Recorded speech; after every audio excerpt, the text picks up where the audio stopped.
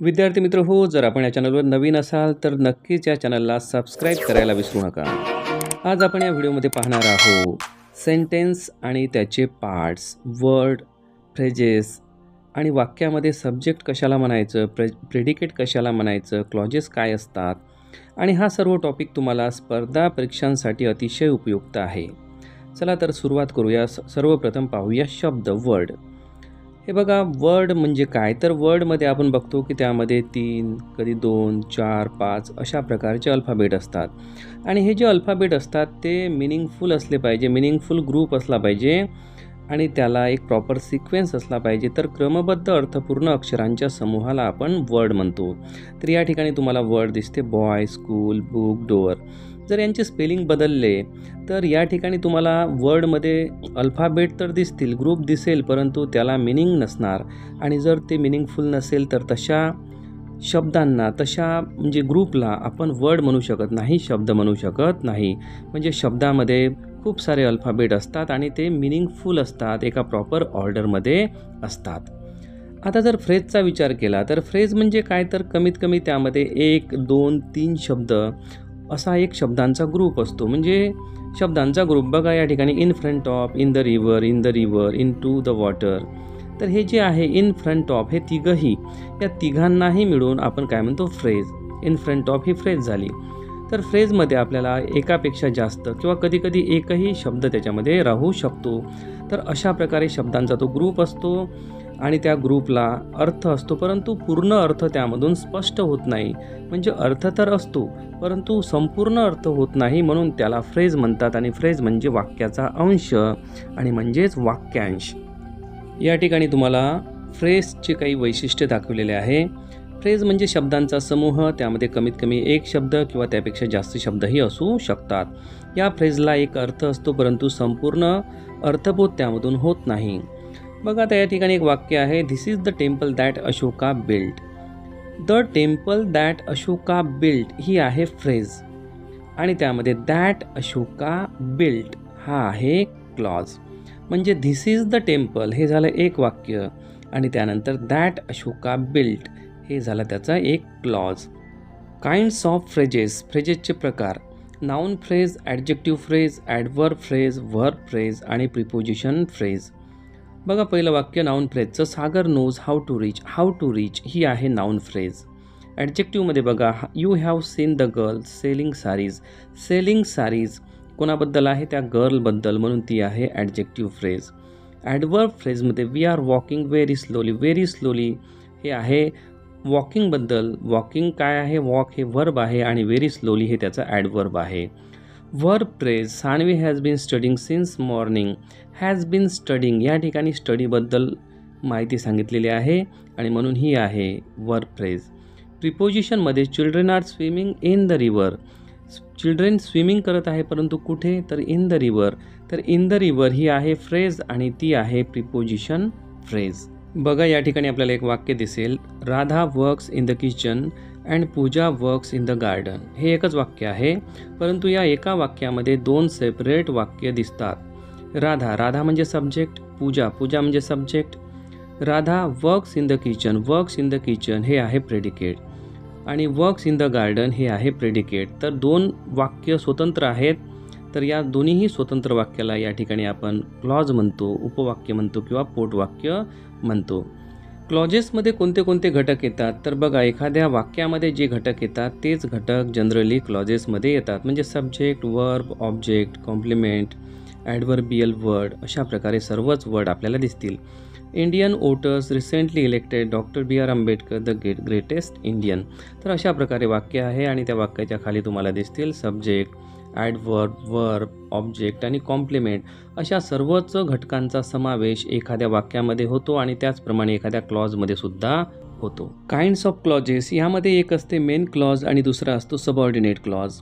जसं बघा, Radha works in the kitchen and Pooja works in the garden. या वाक्यामध्ये दोन्हीही जी वाक्य आहे ते दोन्हीही महत्त्वाची वाक्य आहे, स्वतंत्र आहे, म्हणूनच या ठिकाणी ती दोन्हीही मेन क्लॉजेस आहे. मेन क्लॉजलाच आपण प्रिन्सिपल क्लॉज किंवा इंडिपेंडंट क्लॉज म्हणतो. दुसरं वाक्य बघा, when I went to him he was drawing a picture. तर या ठिकाणी he was drawing a picture या ठिकाणी पूर्ण अर्थबोध होतो आणि म्हणूनच हा आहे मेन क्लॉज.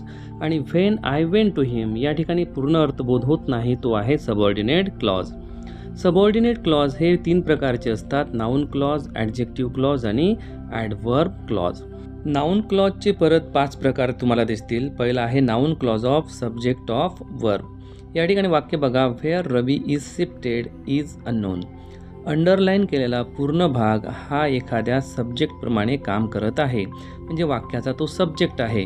आणि कोणासाठी सब्जेक्ट आहे तर इज अननोन. अननोन हे वर्ब आहे, त्या वर्बसाठी तो सब्जेक्ट आहे. दुसऱ्यामध्ये नाऊन क्लॉज ऑफ ऑब्जेक्ट, तर I don't know what had happen. What had happen हे या ठिकाणी ऑब्जेक्ट आहे, कोणासाठी, नो या वर्बसाठी, आणि म्हणून या ठिकाणी म्हटलेलं आहे noun clause of object of verb. आणि तिसरं आहे noun clause of complement, my wish is that you may succeed. That you may succeed ही कॉम्प्लिमेंट आहे आणि कोणासाठी, इज, माझी विश इजसाठी आहे. इज हे वर्ब आहे आणि म्हणून हा आहे noun clause of the complement of the verb. पुढचा प्रकार आहे noun clause of the object of preposition. वाक्य बघा, pay attention to what your parents say. To what your parents say हे आहे या ठिकाणी ऑब्जेक्ट आणि टू लागल्यामुळे त्या ठिकाणी त्या ऑब्जेक्टमध्ये प्रीपोजिशन आलेलं आहे आणि म्हणून हा आहे नाऊन क्लॉज ऑफ ऑब्जेक्ट, पण कशासाठी, ऑफ प्रीपोजिशन. पाचवं, noun clause in apposition to a noun or pronoun. आता वाक्य बघा, all that glitters is not gold. All आणि दॅट ग्लिटर्स हे दोन्हीही शब्द एकच आहे, म्हणजे ऑल काय तर दॅट ग्लिटर्स, म्हणजे ऑलसाठी आलेलं आहे दॅट ग्लिटर्स. ॲडजेक्टिव्ह क्लॉजमध्ये बघा, धिस इज द मॅन हे पूर्ण वाक्य आहे, म्हणजे हा झाला main clause, principal clause. Who killed the tiger हा झाला सबऑर्डिनेट क्लॉज आणि हा आहे ॲडजेक्टिव्ह क्लॉज.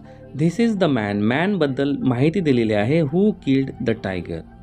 दुसरं वाक्य, this is the temple that Ashoka build. This is the temple हे पूर्ण वाक्य आहे, प्रिन्सिपल क्लॉज आहे आणि दॅट अशोका बिल्ड हे आहे सबऑर्डिनेट क्लॉज आणि तो आहे ॲडजेक्टिव्ह क्लॉज. तशाच प्रकारे the child has a doll which had 3 mouths. Doll कशी आहे, 3 माउथ्स असलेली आहे, म्हणून हे आहे ॲडजेक्टिव्ह क्लॉजेसचे काही एक्झाम्पल.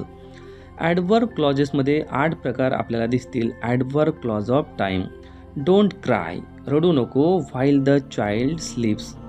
म्हणजे क्रायबद्दल सांगितलेलं आहे की डोंट क्राय, का तर व्हाईल द चाइल्ड स्लीप्स. या ठिकाणी व्हाईल द चाइल्ड स्लीप्स म्हणजे या ठिकाणी वेळेबद्दल सांगितलेले आहे, म्हणून हा ॲडवर्ब क्लॉज ऑफ टाईम आहे. ॲडवर्ब क्लॉज ऑफ प्लेसमध्ये बघा, I make friends wherever I go. I make friends wherever I go. Wherever I go हा आहे adverb clause of place, place सांगितलेला आहे. Adverb clause of reason or cause, as the children saw the snake they cried loudly. They cried loudly हा आहे principal clause आणि as the underline केलेला आहे तो आहे सबऑर्डिनेट क्लॉज आणि सबऑर्डिनेट क्लॉजमधला ॲडवर्ब क्लॉज ऑफ रिझन म्हणजे मुलं ओरडली कारण त्यांनी स्नेक बघितला. ॲडवर्ब क्लॉज ऑफ पर्पज बघा, उद्देश, I study hard so that I will stand first.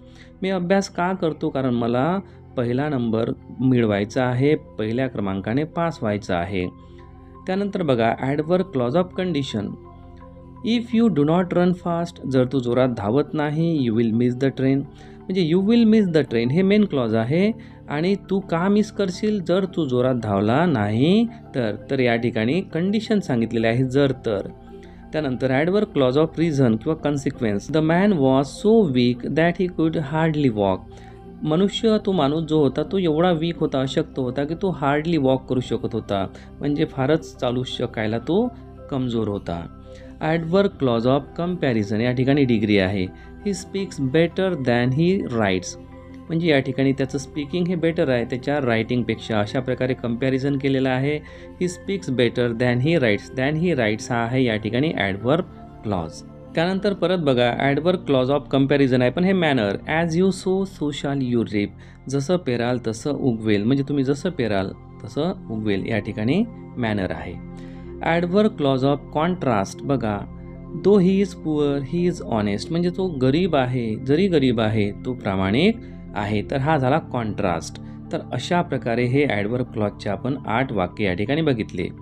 आता सेंटेन्समध्ये बघा, सेंटेन्स आपण बघितलेलं आहे की सेंटेन्समध्ये सब्जेक्ट असते आणि प्रेडिकेट असते बघा. आय लव्ह माय इंडिया या ठिकाणी आय हा सब्जेक्ट आहे.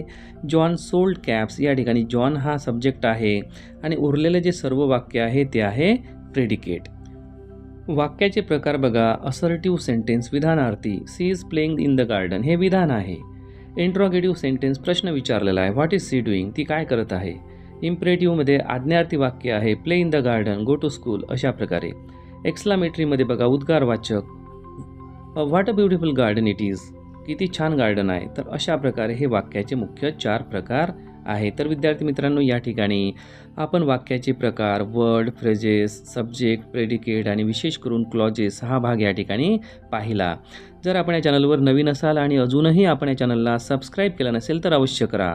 अशा प्रकारचे खूप सारे व्हिडिओज आपल्या चॅनलवर उपलब्ध आहे आणि यानंतरसुद्धा तुम्हाला ते उपलब्ध होतील. Thank you for watching moral English Guru.